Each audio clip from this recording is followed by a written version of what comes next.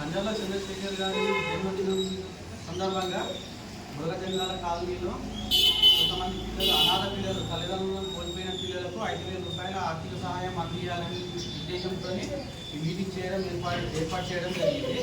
తల్లిదండ్రులను కోల్పోయిన చిన్న పిల్లలకు 5 నుంచి 10 సంవత్సరాలు ఉన్న పిల్లలకు 5,000 రూపాయలు ఫిక్స్డ్ డిపాజిట్ చేయాలని చెప్పేసి అన్నగారి ఆదేశాల మేరకు మీటింగ్ ఏర్పాటు చేయడం జరిగింది.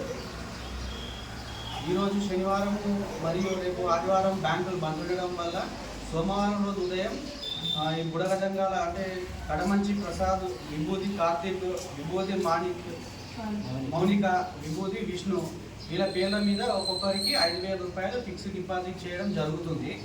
ఇది అన్నగారి ఆదేశాల మేరకు చేయడం జరుగుతుంది. సో ఇలాంటి మన కద్దెల చంద్రశేఖర్ అన్న గారు ఇలాంటి పుట్టినరోజులతో పాటు ప్రతి పుట్టినరోజుకు ఇలాంటి మంచి కార్యక్రమాలు చేయాలని చెప్పేసి భగవంతుని ప్రార్థిస్తున్నాము. అలాగే మరియు ఇంకా ఎవరైనా అనాథ పిల్లలు తల్లిదండ్రులను కోల్పోయిన వాళ్ళు ఎవరైనా ఉంటే మాకు కొంచెం ఇన్ఫర్మేషన్ ఇవ్వగలరు.